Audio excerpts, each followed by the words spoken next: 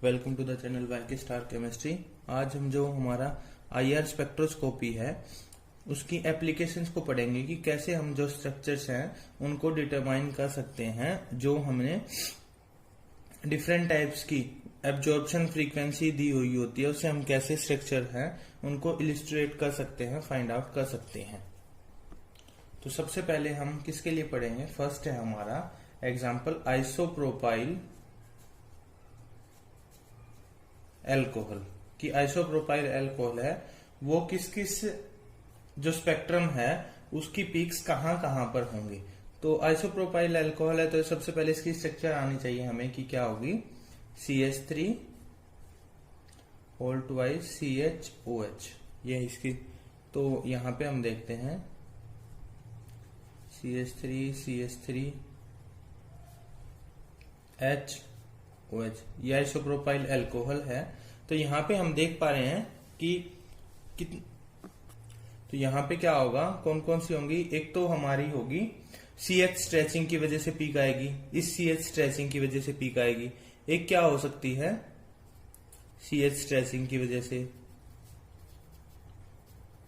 दूसरी किसकी वजह से हो सकती है, इस OH यहां पे, ठीक है।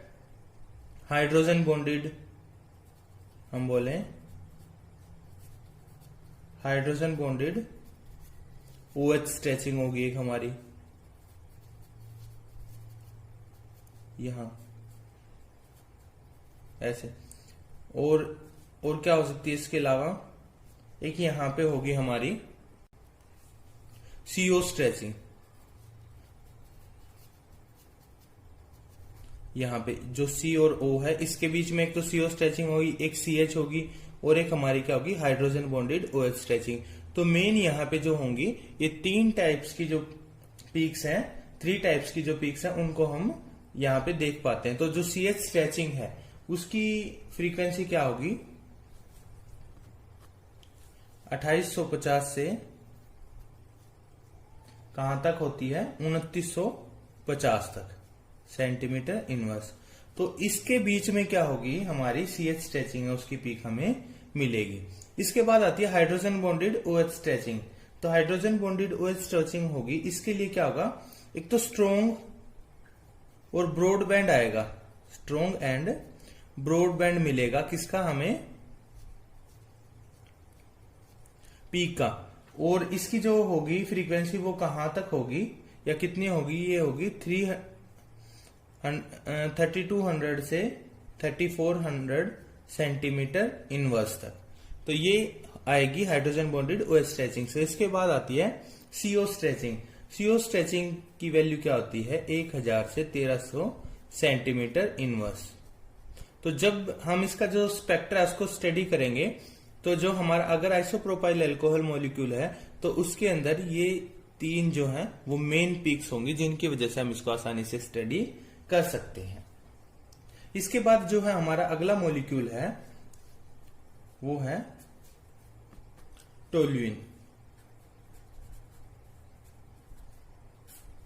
ये एग्जाम जो BSc एग्जाम है वहां पे अक्सर पूछ लिए जाते हैं, या फिर जो हम कॉम्पिटिटिव एग्जाम्स होते हैं वहां पे भी इनकी पीक्स है उनकी वैल्यू को पूछा जाता है। तो यहां पे देखते हैं हम टोल्यूइन ये होगा और यहां पे CH3। तो यहां पे हम HS दिखा देते हैं। तो अब जो यहां पे हैं उनकी पीक्स किस वजह से होंगी और कितनी होंगी। तो सबसे पहले तो हम देखते हैं कि CH होगी, CH स्ट्रेचिंग होगी मिथाइल ग्रुप की। जो ये हमारा मिथाइल ग्रुप है इसकी वजह से क्या होगी CH स्ट्रेचिंग। तो लिख लेते हैं हम CH stretching of methyl group. इसके अलावा क्या हो सकती है हमारी एरोमेटिक रिंग। जो ये क्या रिंग कैसे हमारी एरोमेटिक है, तो एरोमेटिक जो रिंग है उसकी वजह से होगी एक CH जो स्ट्रेचिंग है। तो यहां पे लिखते हैं CH स्ट्रेचिंग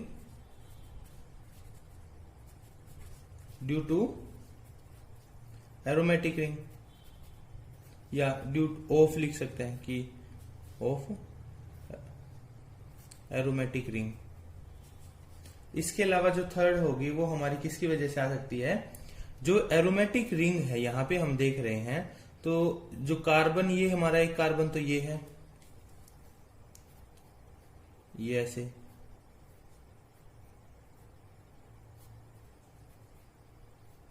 ये तो जो कार्बन कार्बन डबल बॉन्ड है, यहाँ पे जो रेजोनेंस देखी जाती है तो उसकी वजह से होगी, एक कार्बन कार्बन ये जो रेजोनेंस है इसकी वजह से stretching of carbon carbon stretching of aromatic ring. तो ये जो तीन होंगी ये मेन टाइप की पीक्स होंगी जो टोल्यूइन का स्पेक्ट्रा है उसके अंदर देखी जा सकती हैं। तो अगर अब हम इनकी फ्रीक्वेंसी उसकी वैल्यू की बात करें तो जो CH stretching of methyl group है उसकी वैल्यू कहां तक होती है, कितनी होती है, ये याद रखना पड़ेगा हमें। तो इसकी वैल्यू जो है वो 2850 से 2950 सेंटीमीटर इनवर्स तक। अगर ये याद रखने में मुश्किल होती है तो कमेंट सेक्शन में बताइएगा, फिर इसकी वीडियो बनाएंगे जिसके अंदर हम सारी जो वैल्यूज है उनको कैसे याद रख सकते हैं उसकी ट्रिक बताएंगे। इसके बाद जो सेकंड है हमारी CH stretching of aromatic ring, तो इसकी वैल्यू कहां तक होती है, ये 3000 से 3100 सेंटीमीटर इनवर्स तक। ये किसकी है, CH stretching of aromatic ring. तो अगर यहाँ पे वैल्यू इस रीजन में आती है तो हमें पता लग जाएगा कि वो किसकी वजह से CH स्ट्रेचिंग है एरोमेटिक रिंग की स्ट्रक्चर में। और यहाँ जो है एरोमेटिक रिंग, जो कार्बन कार्बन स्ट्रेचिंग है एरोमेटिक रिंग में, उसकी वैल्यू कितनी होती है, 1500 से 1600 सेंटीमीटर इनवर्स तक होती है। तो जो ये तीन पीक होंगी ये हमारी मेन होंगी जिनको हम बहुत आसानी से पहचान लेंगे अगर हमें इन वैल्यूज का पता है तो ये हमारा किसका हुआ, टोल्यूइन का स्पेक्ट्रा हुआ। अब इसके बाद जो थर्ड मॉलिक्यूल है हमारा वो देखते हैं, डाइमिथाइल ईथर।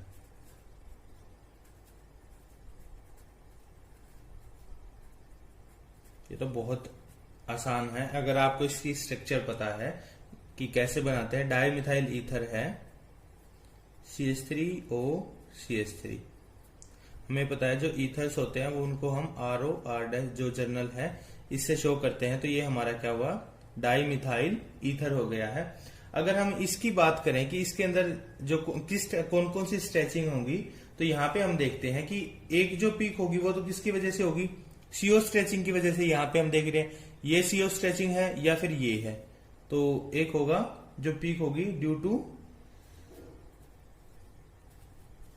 CO स्ट्रेचिंग, और जो दूसरी किसकी वजह से हो सकती है, CH की वजह से। ठीक है, हमें पता है ये क्या है, मिथाइल ग्रुप है आपके, तो क्या होगा, due to CH stretching of methyl group. इनके अलावा तो इसके अंदर कोई नहीं दिख रहा है क्योंकि यहाँ पे भी मिथाइल ग्रुप है, यहाँ पे भी, तो CH यहाँ पे या इसकी दोनों की सेम ही होगी, CH स्ट्रेचिंग और मिथाइल ग्रुप होगी, और जो दूसरी पीक होगी वो किसकी वजह से होगी, CO स्ट्रेचिंग की वजह से होगी।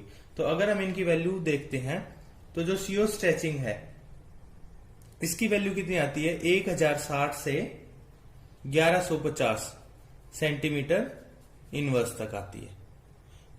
तो 1060 से 1150 सेंटीमीटर इनवर्स तक। और जो दूसरी है due to CH stretching of methyl group, इसको तो हमने अभी अभी स्टडी किया है, इसकी वैल्यू कितनी आती है, ये हम देख रहे हैं CH stretching of methyl group, यहाँ पे मिथाइल ग्रुप था और यहाँ पे है, तो इसकी वैल्यू कितनी होगी, 2850 से 2950 सेंटीमीटर इनवर्स तक। तो ये हमने 3 एग्जाम्पल देखे हैं। इसके बाद हम एक जो एडवांस लेवल है उसको हम स्टडी करेंगे, वो भी बहुत अच्छा है एग्जाम्पल। तो इस तरीके से ज्यादा मुश्किल नहीं है चीजें, लेकिन अगर हमें वैल्यूज का पता है तो हम जो स्ट्रक्चर है उसको आसानी से पता कर सकते हैं। अब क्या होगा, हमारे पास कोई सैंपल था कि हम कैसे पता करते हैं, कोई सैंपल था हमारे पास और उसको हमने जब IR स्पेक्ट्रा लिया उसका, तो हमारे पास ये पीक्स आती हैं। तो इन पीक्स की वजह से हम उसकी स्ट्रक्चर को कैसे बता पाएंगे, तो जब हमारे पास ये उस पीक्स की फ्रीक्वेंसी इतनी थी तो हमें पता लग जाएगा कि इनके बीच में है। सपोज कर लिया हमने 2900 सेंटीमीटर इनवर्स पे आई, तो हमें पता लग जाएगा कि 2850 से 2950 के बीच में है, तो मतलब क्या है, CH स्ट्रेचिंग है वहां पे मिथाइल ग्रुप की वजह से। यहाँ पे आई 3050 आ गई है, 3010 आ गई है, तो हमें पता लग जाएगा एरोमेटिक रिंग की वजह से है। और 1500 से 1600 के बीच में है तो हमें पता लग जाएगा एरोमेटिक रिंग है। तो हम इन तीनों जो हैं पिक्स, इनका कंक्लूजन निकाल के जो हम स्ट्रक्चर है कि वो स्ट्रक्चर क्या होगी, हमारी टोल्यूइन होगी। उस तरीके से हम इनकी स्ट्रक्चर है वो कंपाउंड्स की आसानी से पता कर सकते हैं। हमारा नेक्स्ट क्वेश्चन है, deduce the structure of saturated open chain compound C3H8O। हमें C3H8O कोई कंपाउंड है, उसकी स्ट्रक्चर बतानी है, which has an IR absorption band at 2950 centimeter inverse, कि उसके अंदर 2950 सेंटीमीटर इनवर्स पे एक पीक आई हुई है, और बट नॉट नियर 3300 एंड 1725, और 3300 centimeter inverse and 1725 centimetre inverse पे नहीं है पीक।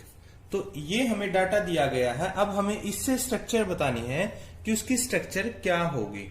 तो अब देखो C3H8 है, इससे दो ही पॉसिबिलिटी हो सकती हैं। क्या क्या हो सकती हैं? एक तो आपका क्या हो सकता है, अल्कोहल हो सकता है, या फिर आपका क्या हो सकता है, ईथर हो सकता है। ठीक है, क्यों? कुछ दिमाग में आएगा कि सर O है तो O से तो एल्डिहाइड और कीटोन भी हो सकते हैं जी, एल्डिहाइड या कीटोन। लेकिन एक बात का हम ध्यान करेंगे कि अगर कार्बन 3 कार्बन है तो एल्डिहाइड कीटोन के लिए मैक्सिमम कितने 6 ही हाइड्रोजन हो सकते हैं। कैसे देखते हैं, 3 कार्बन है, CH3 CH2 C double bond OH। अगर कीटोन है तो कितने 3 2 5 और 1 6 हाइड्रोजन है। ठीक है, इन केस ऑफ एल्डिहाइड है तो आपका। और अगर कीटोन है CH3 C double bond O CH3, तो यहां पे भी क्या हो सकते हैं, 6 ही हाइड्रोजन हो सकते हैं। लेकिन हमें दिए कितने गए हैं, 8। ठीक है, तो जो एल्डिहाइड और कीटोन है इनकी पॉसिबिलिटी तो नहीं है। ठीक है, वी हैव 8 हाइड्रोजन, तो ये पॉसिबिलिटी तो खत्म हो गई। इसके बाद हमें क्या बचता है हमारे पास, इसके अलावा इन्होंने क्या दिया, 1725 सेंटीमीटर इनवर्स है, वहां पे भी कोई पीक नहीं है। और हमें पता है कि जो कार्बोनिल रीजन है, कार्बोनिल रीजन, उनकी जो पीक्स आती है वो कितने पे आती हैं, 1680 से 1760 सेंटीमीटर इनवर्स पे आती हैं। और यहां पे हम देख रहे हैं कि उन्होंने 1725 के बीच में मना किया है, तो हमारा जो एल्डिहाइड कीटोन है वो तो बिल्कुल भी नहीं है। इसके बाद आता है हमारे पास 2 ऑप्शन बचते हैं, अल्कोहल और ईथर। ठीक है, सेकंड है, या तो अल्कोहल हो सकता है या फिर हमारा ईथर हो सकता है। लेकिन ये अल्कोहल भी नहीं है, क्योंकि इन्होंने क्या कहा है, it doesn't have any peak at 3300 centimeter inverse. और हमें पता है कि जो अल्कोहल है उनकी पीक्स कहां पे होती हैं, 3200 से 3400 सेंटीमीटर इनवर्स के बीच में होती हैं। लेकिन 3300 पे कोई पीक नहीं है, तो इसका मतलब अल्कोहल भी नहीं है। ठीक है, तो इसके अलावा हमारे पास क्या बचता है, ईथर बचता है। सो द कंपाउंड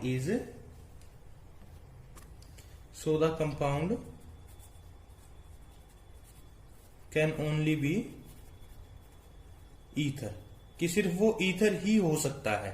ठीक है, तो अब ईथर हो सकता तो क्या होगा हमारा, वो CH3 O CH2 CH3, बस हमारे पास यही पॉसिबिलिटी है कि वो ईथर होगा।